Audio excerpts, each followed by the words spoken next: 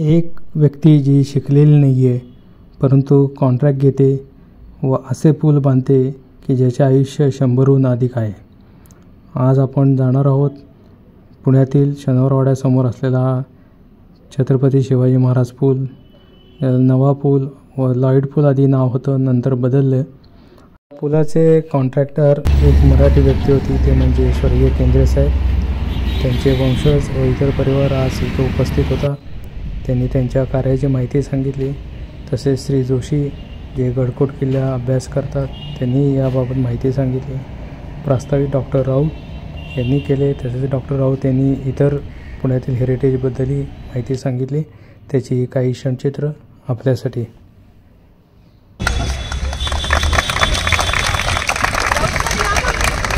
या पुलाला 100 वर्ष पूर्ण झाली आणि आता इंग्लंडमधल्या कंपनीचं पुण्याला पत्र आलं की आम्ही जो पूल बांधला होता तो 100 वर्ष टिकलेला आहे, आता तुम्ही काळजी घ्या। कारण त्यांना माहिती आहे बहुतेक भारतामधले पूल बांधल्यानंतर त्यांचं आयुष्य किती वर्षांचं असतं। आपल्याकडच्या भारतीय लोकांनी बांधलेल्या पुलांचं आयुष्य हे 1000 वर्ष असतं। ब्रिटिशांचा हा पूल 100 वर्ष व्यवस्थित आहे।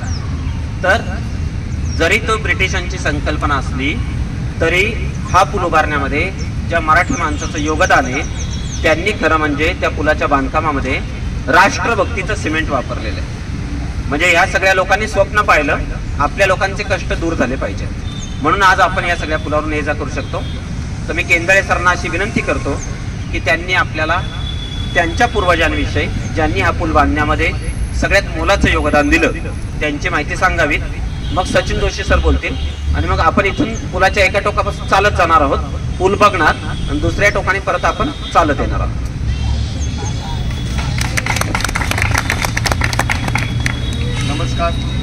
नमस्कार, मी विनीत केंजळे। मी पर्वतीमध्ये राहतो। गणपतराव महादेवराव केंजळे, रावबहादूर गणपतराव महादेवराव केंजळे यांचे मी 5व्या पिढीचा वंशज आहे। आणि आम्ही देखील गेल्या 5 पिढ्या आम्ही कन्स्ट्रक्शन ह्या विषयातच आहोत, याच व्यवसायामध्ये आहोत। फक्त आता गेले आमची जी पिढी आहे, यापूर्वी आम्ही गव्हर्नमेंट कॉन्ट्रॅक्टिंग करत होतो आणि आता आमची पहिली पिढी अशी आहे की जी रेसिडेन्शियल कन्स्ट्रक्शनमध्ये आहे। कारण असं आहे की आम्हाला वर्क सॅटिस्फॅक्शनची कायम अपेक्षा असते। आत्ताच्या काळामध्ये ती मिळेल असं काही सांगता येत नाही। त्यामुळे आम्हाला आता आम्ही जे रेसिडेन्शियल स्कीम करत असतो आम्हाला डायरेक्ट लोकांशी कनेक्ट होऊन बघता येतं की लोक आनंदी आहेत का आणि आपलं काम दर्जेदार झालं आहे का। तर ज्या व्यक्तींबद्दल आपण आत्ता भेटलेलो आहोत आणि ज्यांच्या पुलाला आता 100 वर्ष आज पूर्ण होत आहेत, हा आपल्या सर्व पुणेकरांसाठी गौरवदायी प्रसंग आहे।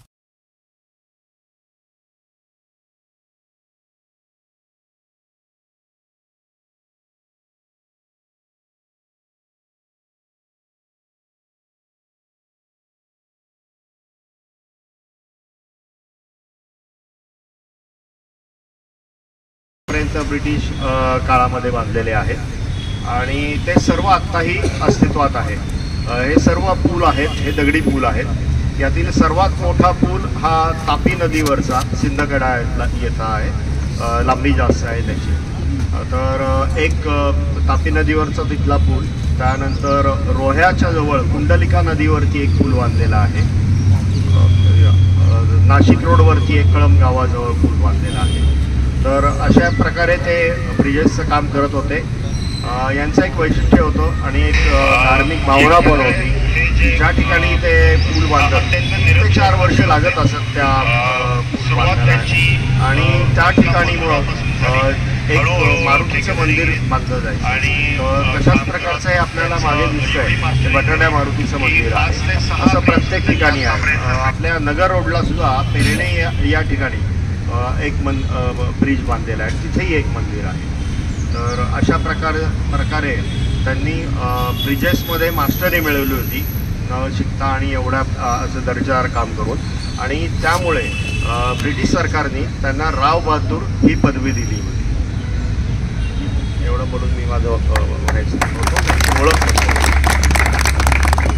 सर एक गोष्ट विचारायची, तापीवरचा पूल कुठे आहे? काय म्हणताय? तापीवरचा पूल तापीवरचा धुळेच्या जवळ सिंदखेडा म्हणून येतं बघा।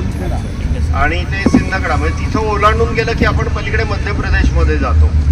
अच्छा, मध्य प्रदेशच्या बॉर्डरवर आहे. बॉर्डरवरती येते, बरोबर. हो हो हो हो.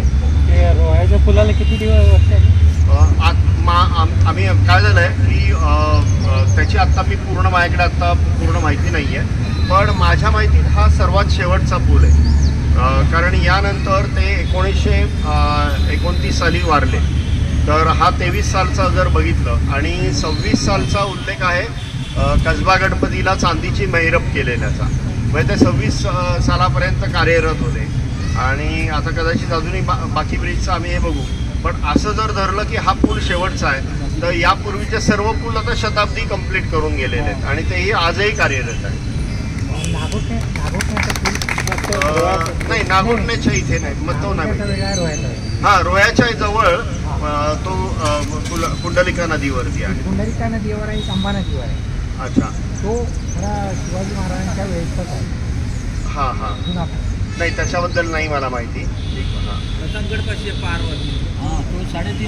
तो कदाचित तो पार नदीवरचा म्हणत असाल, प्रतापगडच्या पाहिजे. अंबा नदीवर, अंबा नदीचं नाही.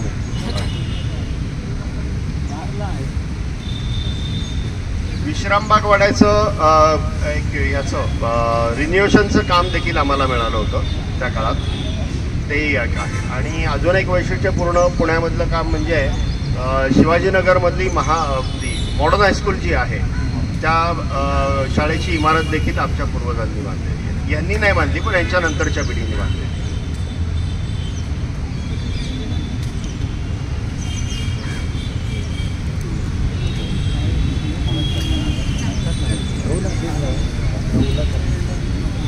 आपण सगळे खूप भाग्यवान आहोत की ज्या पिढीनं इतिहास घडवला त्यांच्या वारसदारांना आपल्याला भेटता आलं. ज्या गोष्टी इतिहासाच्या पाठ्यपुस्तकांमध्ये समाविष्ट नसतात त्या वारसदारांकडून समजत राहतात. 20 वर्षांपूर्वी केंदळेंच्या ऑफिसमध्ये मीही गेलो होतो घर घेण्यासाठी बिबवेवाडीला, पण माझ्या नशिबात बहुतेक त्या वेळेला केंदळेंनी बांधलेलं घर काही नव्हतं. तर केंदळेंची भेट व्हायची होती, ती आज या निमित्तानं झाली.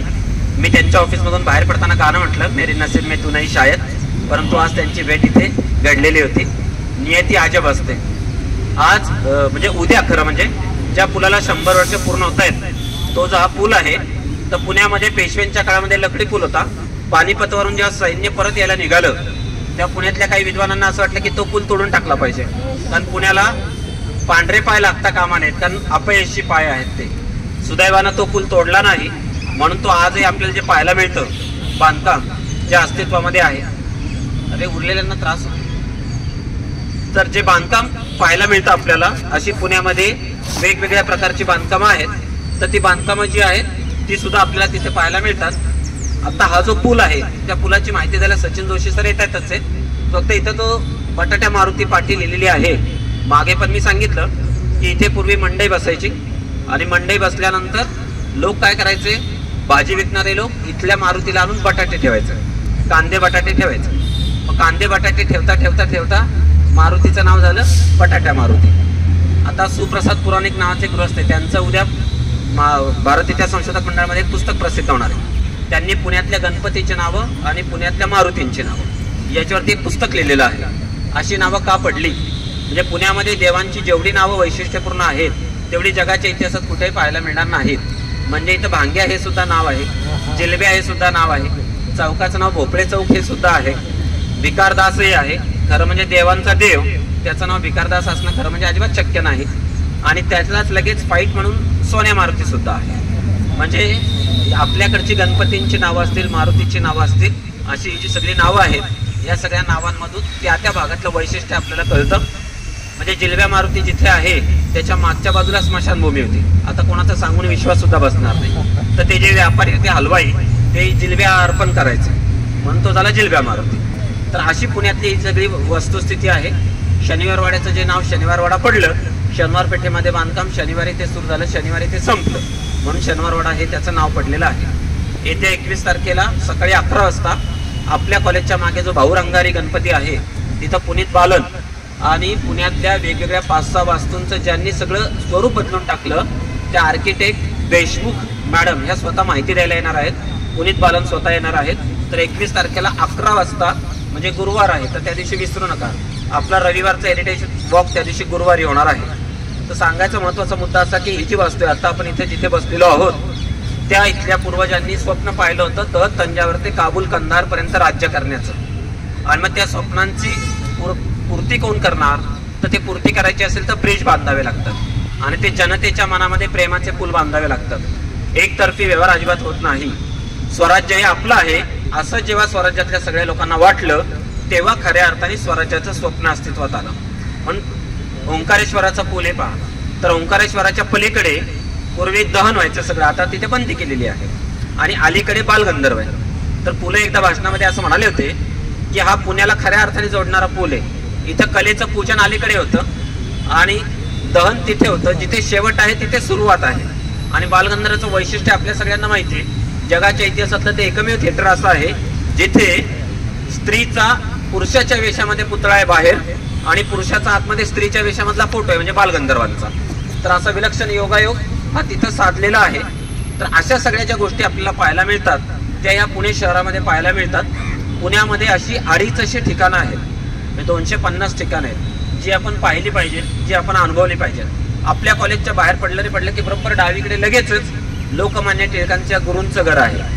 त्या दिवशी जे लोक महात्मा फुले वस्तू संग्रहालयामध्ये हजर होते तिथे पहा तुमच्या लक्षात आलं असेल की पुण्यामध्ये जे सगळ्यात पहिलं प्रदर्शन भरलेलं होतं त्या पहिल्या प्रदर्शनामध्ये 42 वस्तू या लोकमान्य टिळकांचे गुरु जे आहेत अण्णासाहेब पटवर्धन त्यांनी स्वतःच्या घरातल्या 2 शोकेसमध्ये आणून त्या तिथे ठेवलेल्या होत्या. आणि तिथपासून पुण्यामध्ये वस्तू संग्रहालय उभारलं पाहिजे ही चळवळ सुरू झाली. मी अनेकदा असं सांगतो की इतिहासात बदल व्हायचे असतील तर ते अगोदर मुळात कुठल्या तरी एका व्यक्तीच्या मनामध्ये यावे लागतात आणि मग ते पार पडतात. जसं केंजळेंनी ह्या पुलाचं एक स्वप्न मनामध्ये पाहिलेलं असणार आणि ते स्वप्न अस्तित्वात आणण्यासाठी त्यांनी आपल्या सगळ्या सहकाऱ्यांची मदत घेतली आणि हा पूल मग अस्तित्वात आला. तसंच त्या पुलाच्या थोडंसं पुढे गेलं तर छत्रपती शिवाजी महाराजांचा पुतळा आहे जो आशिया खंडातला सगळ्यात पहिला एकसंध पुतळा आहे आणि तो पुतळा उभारला करमरकरांनी. करमरकर अलिबागचे सासवण्याचे मंदिरामध्ये त्यांनी सहज चित्र काढली होती. ती चित्र बघायला एक इंग्रज अधिकारी आला, त्याचं नाव होतं रॉथफिल्ड. रॉथफिल्डने ती चित्र पाहिली आणि तो म्हणाला कोण हा मुलगा आहे? त्या मुलाला आणि त्याच्या वडिलांना बोलून घ्या. दोघांनाही घाबरत दोघे आले भेटायला. ते म्हणाले या मुलाला जेजेला नेलं पाहिजे. त्या मुलाला जेजेला नेण्यात आलं. शिकवण्याची पुढची सगळी सोय करण्यात आली.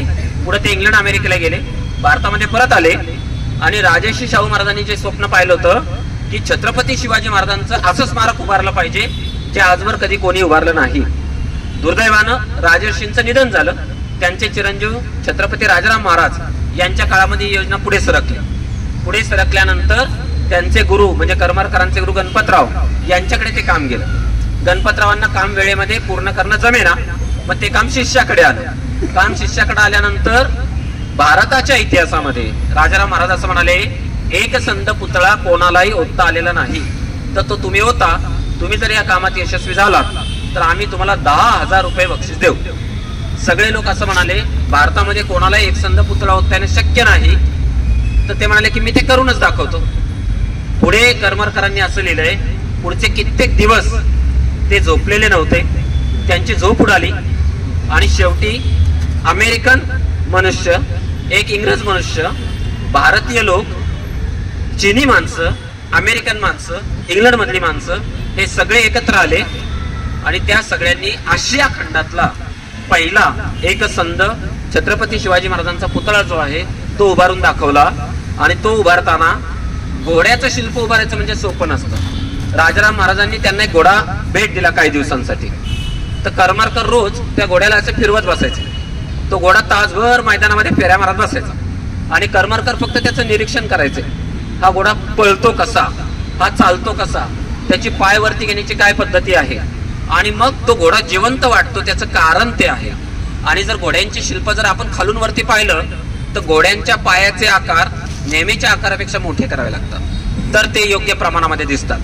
या घोड्याच्या पायांचे जे आकार आहेत ते प्रमाणबद्ध होण्यासाठी त्या घोड्याला पुढे एका जागेवरती एक पाय उभा करून सवय करण्यात आली. मग त्याच्या अंगांवरती एका माणसाला बसवण्यात आलं. त्या माणसाची सुद्धा त्या घोड्याला सवय व्हावी लागते. मग त्या माणसाची सवय झाल्यानंतर महाराजांच्या हातातली जी तलवार आहे तशी एक तलवार त्याच्या हातात देण्यात आली. मग तो घोडा स्थिर उभा राहिला पाहिजे, तो माणूस स्थिर बसला पाहिजे, त्याच्या चेहऱ्यावरचे हावभाव, ती तलवार, असं सगळं गणित जेव्हा जुळून आलं तेव्हा ते आशिया खंडातलं सगळ्यात पहिलं सगळ्यात सुंदर शिल्प जे आहे ते सगळ्यात सुंदर शिल्प ते अस्तित्वात आलं. म्हणजे आपल्याला वाटतं की शिल्प उभारणं खरं म्हणजे खूप सोपं काम आहे, समोर चित्र ठेवलं आणि शिल्प तयार झालं, असं कधी होत नाही. त्या शिल्पाच्या खाली 4 पॅनल्स तयार केलेली आहेत आणि त्या पॅनल्सच्या बाहेरच्या सगळ्या त्या बाजूंवरती छत्रपती शिवाजी महाराजांची एक छोटी अशी चित्र लावलेली होती, धातूमध्ये ओतलेली.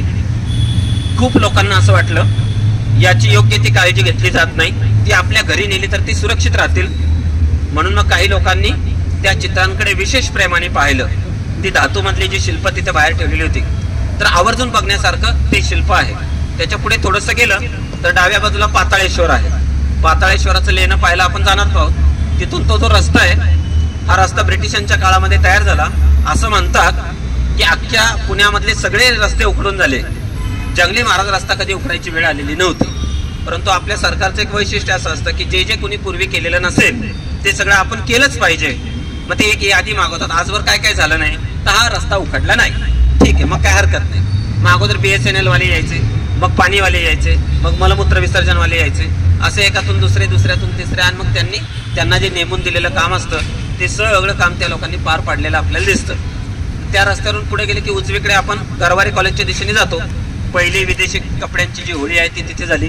त्यानंतर पुण्यातला एकमेव वृक्ष जो आहे, घाणेकर सर नेहमी दाखवतात, गरवारे कॉलेजच्या अलीकडे आहे, तो एकदा तोडायला निघाले काही लोक. घाणेकर सर गरवारे कॉलेजमधले वनस्पती शास्त्राचे विभाग प्रमुख, ते धावत पळत त्या लोकांकडे गेले आणि ते म्हणाले, अहो हे झाड जर तोडलं तर तोडणाऱ्यांचा निर्वंश होऊन जातो. असं म्हटल्यावर कामगार घाबरले, ते म्हणाले नको या झाडाला हात लावला, म्हणून ते झाड टिकलं. अन्यथा या झाडाचे चांगले गुणधर्म जर सांगितलं असतं, चांगलं जळतं, खूप पाणी तापवलं असतं, तर मग लोकांनी म्हणाले असते मग आता ताबडतोब याचा निकाल लावला पाहिजे. काही वेळा जनतेच्या मनातल्या काही अंधश्रद्धांचा कसा उपयोग करून घेता येतो हे आपल्याला त्याच्यावरून दिसतं. त्या रस्त्याने आणखी पुढे गेलं तर मस्तानीचा महाल आहे, दशभुजा गणपती आहे, मृत्युंजयेश्वराचं मंदिर आहे आणि म्हातोबाचं मंदिर आहे. तिथून डावीकडे वळलं की आपण खडकवासल्याच्या दिशेला जात राहतो. आणि तिथे ते खडकवासल्याचं जे आहे ती सगळी जागा ही लेफ्टनंट जनरल शंकरराव थोरात जे होते त्यांनी ती हेरून ठेवलेली होती. त्यांच्यामुळे एवढी मोठी जागा मिळाली. यशवंतरावांनी ऐकलं आणि अख्ख्या भारतातली नव्हे, आशिया खंडातली लष्करी सैन्याला ट्रेनिंग देणारी जी सगळ्यात पहिली संस्था आहे ती तिथे उदयाला आली. म्हणून आपल्याला आज जे सगळा हा एनडीएचा जो सगळा परिसर दिसतो, तो परिसर दिसण्याचं एकमेव काम म्हणजे एकमेव कारण म्हणजे ते आहे. अन्यथा पुण्यामध्ये ती संस्था आलीच नसती, ती उरलेल्या कुठल्या तरी राज्यामध्ये गेली असती. तर सांगायचा मुख्य मुद्दा असा की पुण्यामध्ये अशा 250 ज्या जागा आहेत त्या आपण सगळ्या पाहिल्या पाहिजे आणि ते अनुभवलं पाहिजे. त्याच्यासाठी आज आपण इथं आलेलो आहोत. सचिन जोशी सर आलेले आहेत, त्यांचा परिचय बोकील मॅडम करून देतील आणि मग आपण तिथं जाऊ. मग तिथून आपण बाहेर पडून चालत पुण्याच्या दिशेने जाणार आहोत. तर मी मॅडमना अशी विनंती करतो की त्यांनी सचिन जोशी सरांचा परिचय करून द्यावा. आणि केंजळे कुटुंबियांचं विशेष कौतुक, त्यांनी आज हा फोटो इथे घेऊन आले. त्यांचे सगळे वारसदार आज इथं आलेले आहेत आणि या हेरिटेजच्या निमित्तानं आपल्या पूर्वजांच्या कर्तृत्वाचं स्मरण करणे याच्यासारखा दुसरा आनंद नाही.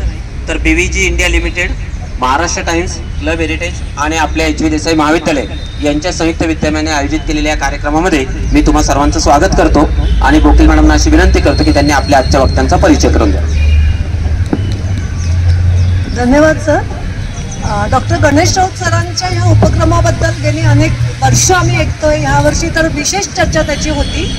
या उपक्रमाला मला संधी मिळेल बोलण्याची अशी कधी अपेक्षा नव्हती, पण सरांनी मला संधी दिली त्याबद्दल धन्यवाद. तुम्हा सर्वांचं, पुणेकरांचं, रसिक पुणेकरांचं, संशोधक पुणेकरांचं मी स्वागत करते. केंजळे कुटुंबियांचं स्वागत करते. मी आज येथे आपले मार्गदर्शक आणि प्रमुख अतिथी डॉक्टर सचिन जोशी यांचा परिचय करून देण्यासाठी उभे आहे. डॉक्टर सचिन जोशी हे संरक्षण आणि वास्तुशास्त्र विषयाचे अभ्यासक आहेत. संरक्षण, वास्तुशास्त्र व कोकणातील सागरी किल्ल्यांचे भूराजकीय महत्त्व या विषयावर त्यांनी 2005 मध्ये PhD संपादन केली आहे. हा विषय दिसायला अवघड आहे वाटतोय आपल्याला, पण तत्पूर्वी हे माहीत करून घेतलं पाहिजे की श्री जोशी हे रसायनशास्त्राचे विद्यार्थी होते. त्यांनी BSc आणि MSc रसायनशास्त्रातून केलं आणि नंतर आवड म्हणून ते ह्या क्षेत्राकडे वळलेले आहेत. गेली 16 वर्षे डेक्कन कॉलेजमध्ये ते पुरातत्व विभागात संशोधन अध्यापनाचे कार्य करत आहेत. पुरातत्व स्थळांवर मिळालेल्या जीवाश्मांचे कालमापन करण्याचे महत्त्वाचे काम ते करतात. त्यावर त्यांचं संशोधन चालू आहे. त्यावर आधारित त्यांनी 40 संशोधनपर निबंध लिहिले. राष्ट्रीय आणि आंतरराष्ट्रीय परिषदांमध्ये त्यांचं वाचन झालं. संपूर्ण महाराष्ट्रातील चिंचणी, अमरावती, गोंदिया येथील उत्खननात त्यांनी मोलाचे योगदान दिले आहे. भटकंती आणि भ्रमंती हा त्यांचा आवडीचा आणि सवडीचा छंद. गेली 26 वर्षे सह्याद्रीच्या कडेकपारीतून भ्रमंती चालू आहे. त्याद्वारे पुरातत्वीय दृष्टिकोनातून गडकिल्ल्यांचा अभ्यास केला आहे. रायगड, रत्नागिरी, सिंधुदुर्ग जिल्ह्यातील किल्ल्यांच्या माहितीवर आधारित 3 पुस्तके प्रसिद्ध झाली आहेत. त्यासाठी त्यांना महाराष्ट्र शासन तसंच महाराष्ट्र साहित्य परिषदेचा पुरस्कार मिळाला आहे. 2015 ते 2019 या कालावधीत महाराष्ट्र शासनाच्या किल्ले संवर्धन समितीचे ते सदस्य राहिले आहेत. तसेच महाराष्ट्रातील दुर्ग संवर्धन करणाऱ्या विविध संस्थांना दुर्ग संवर्धन विषयाचे मार्गदर्शन डॉक्टर जोशी अनेक वर्ष करीत आहेत. त्या संदर्भात त्यांनी अनेक कार्यशाळा आयोजित केल्या आहेत. असे अभ्यासू, संशोधक, इतिहासप्रेमी, दुर्गप्रेमी व्यक्तिमत्व आपल्याला मार्गदर्शन करण्यासाठी लाभले ही आपल्या दृष्टीने भाग्याची गोष्ट आहे. मी महाविद्यालयातर्फे त्यांचे पुन्हा एकदा स्वागत करते. तसेच आयोजकांनी त्यांचा परिचय करून देण्याची संधी दिली म्हणून डॉक्टर राऊत सरांचे सुद्धा मनपूर्वक आभार मानते. धन्यवाद. देसाई कॉलेजने आज मला या कार्यक्रमासाठी बोलवलं त्याबद्दल मी आधी सर्वप्रथम त्यांचे आभार मानतो. आज HV देसाई कॉलेजने जो हेरिटेज वॉक घेतलेला आहे आज त्याचा 130वा हा कार्यक्रम आहे. त्याबद्दल त्यांचं खरं तर गणेश राऊत सरांचं विशेष अभिनंदन. आपण त्यांचे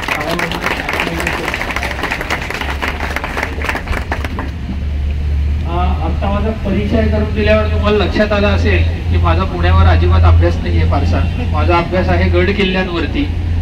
पण आज मला इथे खास बोलवण्याचं कारण हे होतं की तो जो ब्रिज बांधलेला गेला होता त्या ब्रिजच्या कन्स्ट्रक्शन संदर्भाच्या बाबत तुम्ही बोला. त्यामुळे मी आधी ब्रिजचा इतिहास शोधायचा खूप प्रयत्न केला पण त्याच्याबद्दल फार काही आपल्याला ऐतिहासिक माहिती उपलब्ध होत नाही. जी एक माहिती उपलब्ध होते त्याच्यामध्ये या ब्रिजचे जे आर्किटेक्ट होते ज्यांनी हा डिझाईन केला त्यांचं कर्नल E.S. पुरोस असं त्यांचं नाव होतं. पण हे सगळं म्हणजे ब्रिटिश अधिकारी अनेक लोक होते. याच्यात इंजिनियर होते, एक फार्मजी म्हणून इंजिनियर होते, त्यानंतर एक्झिक्युटिव्ह इंजिनियर एक व्हाईट म्हणून होते, एक लिकिन्सन म्हणून होते. असे अनेक ब्रिटिश अधिकारी होते. पण तरी सुद्धा हे प्रत्यक्ष काम करणारे जे लोक होते हे मराठी लोक होते किंवा इथलेच लोक होते असं आपण म्हणू. आणि आत्ताच आपण महादेव केंजळे यांच्या फोटोला हार घालून आपण आता कार्यक्रम केला ते महत्वाचे ह्या ब्रिजचे कॉन्ट्रॅक्टर होते आणि त्यांनी प्रत्यक्ष हे काम आज केलंय आणि त्यांचे वंशज आज आपल्याबरोबर उपस्थित आहेत. याबद्दल मला खरंच आनंद वाटतो. तुम्ही ब्रिज सगळ्यांनी येता जाता अनेक वेळेला बघितला असेल पण एक गोष्ट जरा वेगळे पण मला त्या ब्रिजचं असं जाणवतं की ह्या ब्रिजचं बांधकाम हे एखाद्या किल्ल्यासारखं केलेलं आहे. त्याच्यामध्ये ज्या कमानी आपल्याला दिसतात 4 बाजू म्हणजे मध्ये एक कमान आहे आणि उजवीकडे 4 आणि डावीकडे 4 अशा एकूण 9 कमानी आहेत. त्यातली मधली कमान जी आहे ती किल्ल्यासारखी म्हणजे पॉइंटेड आर्च आपण ज्याला म्हणतो अशा पद्धतीची कमान आहे आणि बाकी ज्या कमानी आहेत त्या थोड्याशा वाईड कमानी आहेत त्या. आणि शिवाय त्याला बुरुज आहेत, छोटे छोटे बुरुज. प्रत्येक कमान संपल्यानंतर बुरुज आपल्याला बांधलेले दिसतात. शिवाय किल्ल्याच्या दरवाज्यांवर जशी शिल्प असतात, फुलांची डिझाईन्स वगैरे असतात तशी डिझाईन सुद्धा त्या पुलाच्या कमानीच्या वरती आहेत. आता पुण्यातले तुम्ही जर पूल बघितले सगळे तर पुण्यातल्या सगळ्या पुलांची डिझाईन्स वेगवेगळी आहे. म्हणजे तुम्ही होळकर पूल बघा किंवा आपला वेलसनी म्हणजे संगम ब्रिज आहे, बंडरचा फिट्झगेराल्ड ब्रिज आहे. या सगळ्या ब्रिजच्या कमानी ज्या आहेत त्या कमानी अत्यंत वेगवेगळ्या प्रकारच्या आहेत. तशाच ह्या कमाने याची कमान वेगळी आहे. अगदी तुम्ही लकडी पुलाची कमान बघा आणि ही कमान बघा अगदी वेगळी आहे त्याच्यामध्ये. आता ही जी डिझाईन केली आहे ना आता याच्यातनं काय होतं बरेचदा गैरसमज असा होतो. तुम्ही सगळ्यांनी एक ऐकलं असेल की प्रतापगडच्या जवळ एक शिवाजी महाराजांनी एक पूल बांधला असं एक तुम्ही ऐकलं असेल. तर तो जो पूल आहे तो सुद्धा ब्रिटिशांनीच बांधलेला आहे, शिवाजी महाराजांनी बांधलेला नाहीये. पण त्याच्या ज्या कमानी आहेत ते शिवाजी महाराजांच्या काळामध्ये ज्या प्रकारे किल्ल्यांचे दरवाजे बांधायचे तशा पद्धतीच्या पॉइंटेड आर्च त्या ब्रिजला आहे. आणि तशीच पॉइंटेड आर्च या ब्रिजच्या मधल्या भागात आहे. आता आपण खरं तर ब्रिज वरनं जाणार आहोत, त्याच्यामुळे आपल्याला ती कमान दिसणार नाही, पण आपण जर खालनं गेलो बस स्टँडच्या इथनं तर आपल्याला मधोमध ती कमान दिसेल आणि त्याचाही आर्किटेक्चर किंवा त्याचा आर्च जी आहे ती सुद्धा एखाद्या मध्ययुगीन काळातल्या किल्ल्यासारखी आहे. मग अशा वेळेला आपण हा किल्ला म्हणजे हा ब्रिज सुद्धा त्या काळात बांधला गेला आहे असं म्हणू शकतो का? तर नक्कीच नाही, पण त्या काळचा आर्किटेक्चरचा एक इन्फ्लुएन्स हा नंतरच्या कालखंडामध्ये आपल्याला असलेला दिसून येतो. तर ब्रिजची लांबी आपण बघितली तर 370 मीटर लांब आहे ब्रिज आणि साधारण 11.45 मीटर वाईड असा हा ब्रिज आहे. ते मी जे तुम्हाला फुलांची डिझाईन सांगितली ती 6 पाकळ्यांचं फुल येते आणि ती डिझाईन दोन्ही बाजूला आहे, म्हणजे घोरपडे घाटाच्या बाजूला पण आहे डिझाईन्स आणि इकडे पण आहेत. तर हा जो पूर्ण ब्रिज बांधला गेला तो 500च्या पुरामध्ये थोडासा डिस्टर्ब झाला होता किंवा त्याच्यावरच दुरुस्ती करायला लागलेली होती. त्याच्यामुळे तुम्हाला यातलं काही बांधकाम जे आहे ब्रिज मधलं तर ते तुम्हाला काही भाग सिमेंटने केलेला सुद्धा दिसेल, पण बराचसा जो जुना भाग आहे तो जुन्यामधलाच आहे. आज त्याचं आता 100 वर्ष आज या ब्रिजला पूर्ण झाली. ऍक्च्युअली तो 1920 साली याचं कन्स्ट्रक्शन सुरू झालं होतं आणि 1923ला ते कन्स्ट्रक्शन पूर्ण झालं होतं. आज 100 वर्ष पूर्ण झाल्यानंतर याच्या जतन दुरुस्तीकडे आपल्याला लक्ष द्यायला लागणार आहे आणि त्याच्यासाठी त्याचं आर्किटेक्चरल डॉक्युमेंटेशन करणं गरजेचं आहे.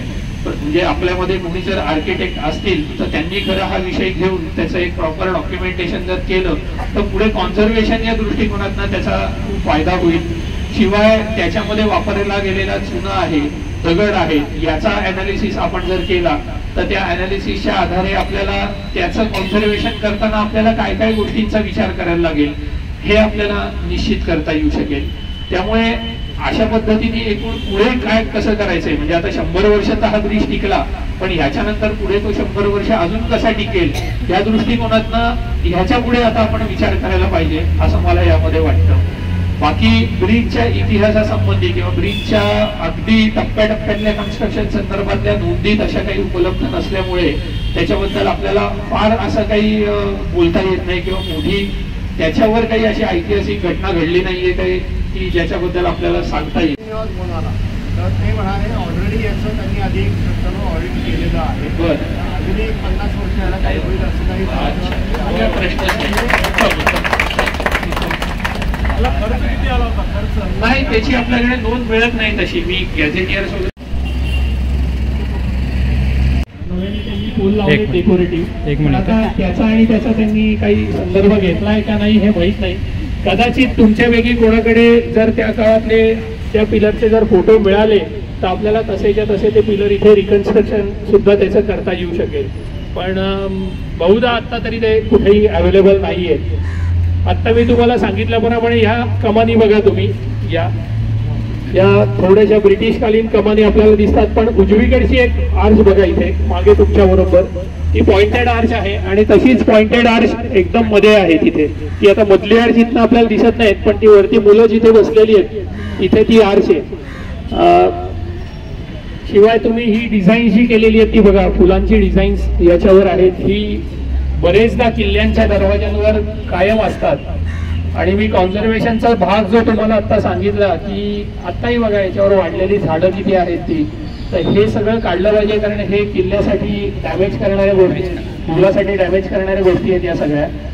आणि इथे तुम्ही जर बघितलं त्या कमानीच्या बरोबर वरती बघा इथे पाणी जायच्या वाटा केलेल्या आहेत, म्हणजे जेव्हा पावसाचं पाणी पुलावरती पडतं तेव्हा ते वॉटर लॉगिंग जर झालं तर पुलाचा दगड किंवा त्याचं कन्स्ट्रक्शनला धोका होऊ शकतो. त्या पाण्याचा निचरा झाला पाहिजे आणि तो पाण्याचा निचरा होण्यासाठी ठिकठिकाणी आहेत, फक्त तिथे नाही आहेत बघा, इथे सुद्धा आता ते त्यातनं पाईप टाकलाय त्यांनी, तिथनं तो इलेक्ट्रिकचा पाईप टाकलाय.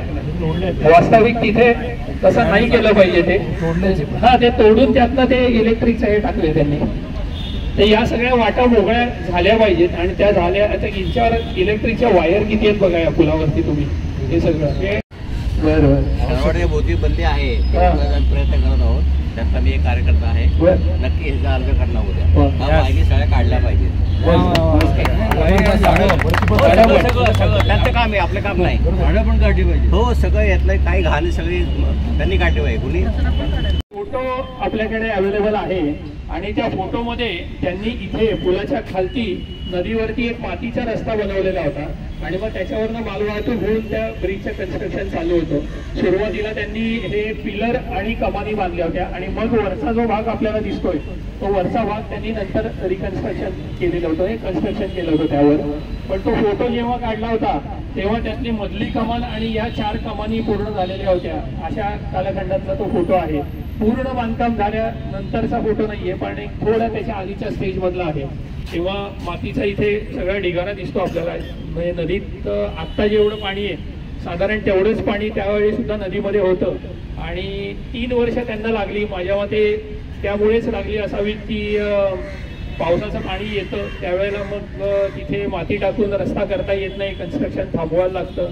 आजही आपल्या इकडे अनेक ब्रिज करताना 3-3 वर्ष जातातच तशी, पण त्या कालखंडामध्ये हे कमी वेळात बांधकाम झालं असं आपण म्हणू शकतो. ताई 1 मिनिट.